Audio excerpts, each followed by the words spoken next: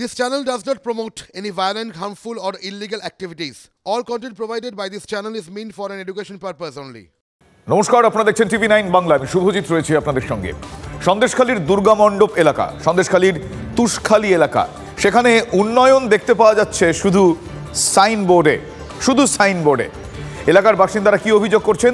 তারা অভিযোগ করছেন পথশ্রী প্রকল্প, এই প্রকল্পে যে রাস্তা তৈরি হওয়ার কথা ছিল সেই রাস্তা আদৌ তৈরি হয়নি। রাস্তা তৈরি হয়েছে এমন দাবি করে যে সাইনবোর্ড লাগানো আছে, সেই সাইনবোর্ডে যেই দাবি করা হচ্ছে এলাকাবাসী সেই দাবি উড়িয়ে দিচ্ছেন। এলাকাবাসী প্রশ্ন তুলেছেন যে ধীরেন মণ্ডলের বাড়ি থেকে মসজিদ বাড়ি পর্যন্ত পথশ্রী প্রকল্পের রাস্তার জন্য ৪১ লক্ষ টাকা বরাদ্দ হয়েছিল, সেই টাকা কোথায় গেল? দুর্নীতির মডেলের হদিশ মিলবে আর পথশ্রী প্রকল্পে দুর্নীতির খোঁজ মিলবে না, তা কি হয়? দুর্গামণ্ডপও ব্যতিক্রম নয়। এই ইটের রাস্তারও উন্নয়নের ছোঁয়া লেগেছে, উন্নয়নের ছোঁয়া লাগার কথা ছিল, কিন্তু এখানে উন্নয়নই সাইনবোর্ড হয়ে রয়েছে। পথশ্রী প্রকল্পে ৪১,৭৭,৯৬৩ টাকা বরাদ্দ, ২৮শে মার্চ ২০২৩ সালে কাজ শুরু, কাজ শেষ, ... উন্নয়ন এখানে ডট।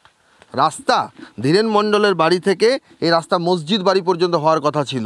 বোর্ড আনলো, এখানে বোর্ডটা খাড়া করলো, করে দেখলাম ৫-৭ জন লোক আসলো, ওরা একটা মোবাইলে ছবি করে নিয়ে বলল, কাকু আজকের মিস্ত্রি আসেনি, মালপত্র আনা হয়নি, জমানো যাচ্ছে না, আপনার বাড়ির মধ্যে রেখে দিচ্ছি। টাকাটা কোথায় গেল? টাকাটা কি করে জানবো? এতদিন টাকা থাকে?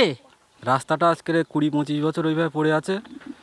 অনেকবার হয়তো স্যাংশন হয়েছে, ওইরকম বোর্ড দেখেছি, কিন্তু রাস্তা হয়নি। টাকা এখন কোথায় যাচ্ছে এখন বাবুরা জানে। টাকা কি বলি বলেন তো, বাবুদের মনে হয় কিছু একটা শরবত টরবত খেতেই চলে গিয়েছে হয়তো। ঠিকাদারদের জিজ্ঞাসা করলে ঠিকাদাররা বলে যে এই কাজ টাকা নেই, টাকা দিচ্ছে না বিডিও অফিস থেকে। এটা হলো হাতির দাঁতের মতো, হাতির দাঁত যেরকম বার হলে দেখানোর মতো থাকে, তো বোর্ডটা ঠিক ওই রকম হাতির দাঁত। রাস্তা হয়নি। সিপিএমের আমলে যা ইটির রাস্তা যা করেছিল যাতে মানুষ যাওয়া আসা করছিল, এই ইটির রাস্তাটা ইটগুলো তুলে নিয়ে তো এখন সাধারণ মানুষ যাওয়া আসা করতেই পারে না। এরাই তুলে নিয়েছে যারা ক্ষমতা আছে এখন। কেন ইটগুলো তুলে পরে কী করবে? ইট তুলে কোথায় আমার ঘর টর করতে খেতে পেয়ে যাবেন। এর বিষয়ে এবার পার্টির নেতৃত্ব যারা আছে সেই পয়সা করি যা হয়ে গেছে তাদের মতো। টাকাটা কোথায় যাচ্ছে? ভোট যে আসুক, আমাদের উন্নয়ন আমাদেরকে দেখাতে হবে। মমতা ব্যানার্জিকেও বলছি তারা যেন উন্নয়ন করুক। টাকা কোথায় যায়? বাসিন্দারা বলছেন টাকা কোথায় আবার যায়? টাকা যেখানে যাচ্ছে সেখানেই যায়, টাকা যেখান থেকে উদ্ধার হচ্ছে তাদের কাছেই যায়। মডেলটা সব জায়গাতেই এক, দুর্নীতির মডেল। ক্যামেরা মিন্ময় চক্রবর্তীর সঙ্গে সৌরভ দত্ত, টিভি9 বাংলা, দুর্গামণ্ডপ।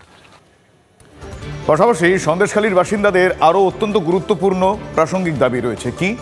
জমি ফেরত দেওয়ার কথা যে বলা হয়েছে, সেই জমি ফেরত দিলেই হবে না, সেই জমি পুনরায় চাষযোগ্য করে দিতে হবে, এমন দাবি তুলেছেন সন্দেশখালীর বাসিন্দারা। জমি চাষযোগ্য করে তোলার ব্যাপারে সব রকমের আশ্বাস দিয়েছেন প্রশাসনের আধিকারিকরা।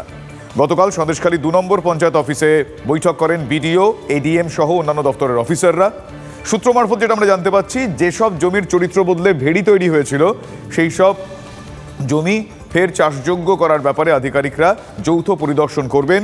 বিডিও অরুণ কুমার সামন্ত জানিয়েছেন এখনো পর্যন্ত প্রায় ৪০০ অভিযোগ জমা পড়েছে। এর মধ্যে প্রায় ১৫০-এর মতো ছিল জমি দখল সংক্রান্ত অভিযোগ। ১৩০ জন মালিককে জমি ফিরিয়ে দেওয়ার প্রক্রিয়া ইতিমধ্যেই শুরু হয়ে গিয়েছে বলে জানা যাচ্ছে।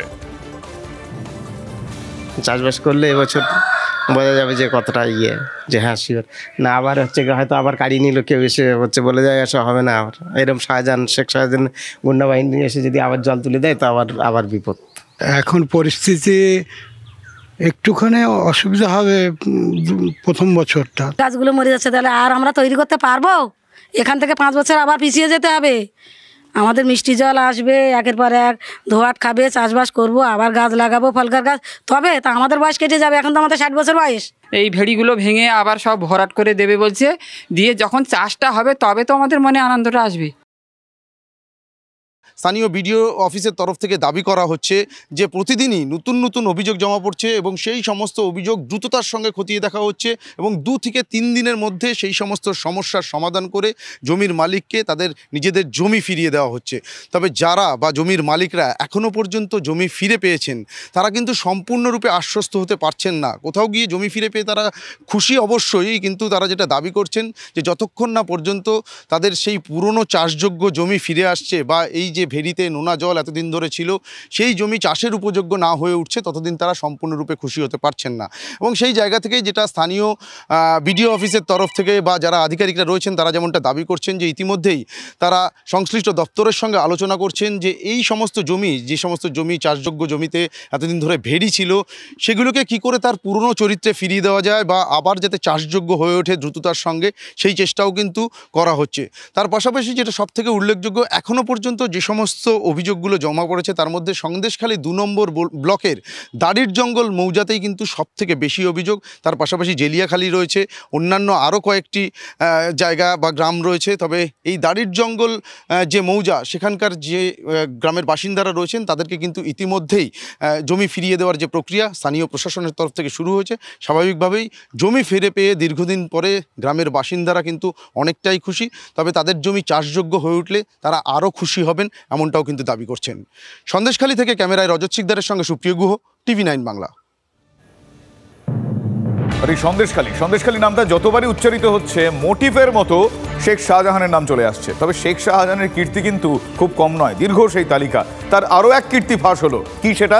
তা হলো সন্দেশখালী ছাড়া বাসন্তীতেও মাছের মিন ব্যবসা নিয়ন্ত্রণ করার অভিযোগ এই শাহজাহানের বিরুদ্ধে। অভিযোগ শাহজাহানের মিন ব্যবসার দোসর চরবিদ্যা পঞ্চায়েত প্রধানের স্বামী, যেটা জানা যাচ্ছে স্বামী রমজান মোল্লা।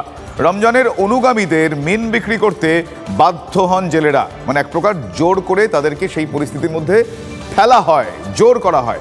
অভিযোগ ভেড়ি মালিকদের চড়া দামে মিন কিনতে হয় রমজান, শাহজাহান এদের কাছ থেকে। এটাও এক প্রকার জোর করেই, বলপূর্বক। শাহজাহান গা ঢাকা দিতেই তোলাবাজি বন্ধ, এমনটাই দাবি করছেন ব্যবসায়ীরা। এই পার্শ্বে মাঝে বেঁধে শাহজাহান শেখ টোটাল ও নিজেদের এলাকার জন্যে ও কোনো জেটি ঘাট অবধি করেছিল ব্যবসা করার জন্য, ওকে সালামি দিতে হবে, নাহলে যেতে দেবে না। শাহজাহান এখানে যেমন দেখা যাচ্ছে যে মিনের ব্যবসা, ধরো ঘেরবাড়ি, মানে সবগুলো সব মানে এইভাবে সব কিছু করতো আর কি। আমরা চাইব ধরা পড়ো, আমরা এটাই চাই। ধরা পড়লে গরিব মানুষ তাদের শান্তিতে থাকতে পারবে। একটু বিস্তারিতভাবে জানবো আমার সহকর্মী অভিজ্ঞান নস্করের কাছ থেকে। অভিজ্ঞান আমার সঙ্গে এই মুহূর্তে টেলিফোন লাইনে রয়েছেন। অভিজ্ঞান, আমি জানতে চাইবো যে বিভিন্নভাবে যেখানে যেভাবে সুযোগ পেয়েছে প্রতারকরা, এই দুর্নীতিপরায়ণ মানুষজন, তারা বারবার এই সাধারণ মানুষ, এই দরিদ্র মানুষজনকে তারা দিনের পর দিন নানাভাবে অত্যাচারিত করেছেন, প্রতারিত করেছেন। এক্ষেত্রেও তাই। শাহজাহান এখন এই মুহূর্তে এই উপদ্রব বন্ধ আছে তারা বলছেন। এক্স্যাক্টলি সত্যি কি উপদ্রব বন্ধ আছে? তোমাকে যেটা জানিয়ে রাখি যে সুন্দরবন এলাকার যে কোটি কোটি টাকা যে মাছের ব্যবসা, অর্থাৎ মিন এবং সেখানে বাগদা মিন, পার্শে মিন, সেই সমস্ত মিনের যে ব্যবসা, যে ব্যবসায় মূলত কলকাতা সহ রাজ্যের বিভিন্ন জায়গায় সেই মাছের মিন যে বিক্রি হয় এবং সেখানকার মৎস্যজীবীরা সেই মিনটা ধরে নিয়ে এসে এক প্রকার বাধ্য তারা শেখ শাহজাহানকে বিক্রি করতে। এবং শুধু সন্দেশখালী নয়, গোটা সুন্দরবনের নিয়ন্ত্রক বলা যেতে পারে এই শেখ শাহজাহান এবং এই শাহজাহানের দোসর কিন্তু বলা যেতে পারে একেবারে সন্দেশখালীর লাগোয়া দক্ষিণ 24 পরগনার বাসন্তী ব্লকের চড়াবিদ্যা যে পঞ্চায়েত এলাকা রয়েছে সেখানকার টিএমসির যে প্রধান রয়েছে, প্রধানের স্বামী রমজান মোল্লা, এবং রমজান মোল্লাকেই মূলত সেই মিনটা বিক্রি করতে হয় এবং সেই মিন শাহজাহানের হাত দিয়েই তারপর বিভিন্ন ভেড়ি ফিশারিতে সেগুলো বিক্রি করতে হয় এবং তাকে বিক্রি না করলে কিন্তু সেখানে কোনোভাবে ব্যবসা চালানো যায় না।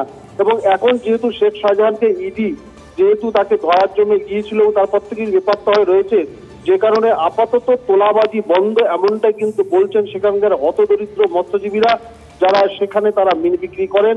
এবং গোটা সুন্দরবন জুড়েই কিন্তু শেখ শাহজাহানের সাম্রাজ্য বলা যেতে পারে এবং সমস্ত দিক থেকে কিন্তু সেখানে তাকে তোলা দিতে হয়, তোলা না দিলে কিন্তু ব্যবসা করতে দেয় না, এমনটাই তারা কিন্তু বলছেন। বেশ ধন্যবাদ অভিজ্ঞান। কথা বলছিলাম আমার সহকর্মী অভিজ্ঞান নস্করের সঙ্গে। রাজনৈতিক ব্যক্তিত্বরা তারা কিভাবে দেখছেন বিষয়টা, তারা কি বলছেন শোনাবো আপনাদের। শেখ শাহজাহান, রমজান মোল্লারা তো একই দলের, একই গোষ্ঠী। তো সেই দলের চরিত্র এ তো সকলের জানা, এটা পার্টিকুলার বাসন্তী বা সন্দেশখালির ব্যাপার নয় তো, সব জায়গায় তোলাবাজির রাজত্ব আছে তো, যতগুলোই যারাই থেকেছেন নেতৃত্বে পঞ্চায়েতে তারাই তো এই কাজ বরাবরই করে থাকে, শুধু এটা একটা নতুন কথা নয়। শেখ শাহজাহান যেমন অত্যাচার করেছে, ঠিক রমজান মোল্লাও তার যে সাম্রাজ্য গড়ে তুলেছে এবং তাদের যে অত্যাচারের শিকার হয়েছে গরিব মানুষ, সেই গরিব মানুষের মুখের কথায় তারা পুলিশ প্রশাসনের দ্বারা এফআইআর লঞ্চ করে এই রমজান মোল্লার গ্রেপ্তারের দাবি জানায়।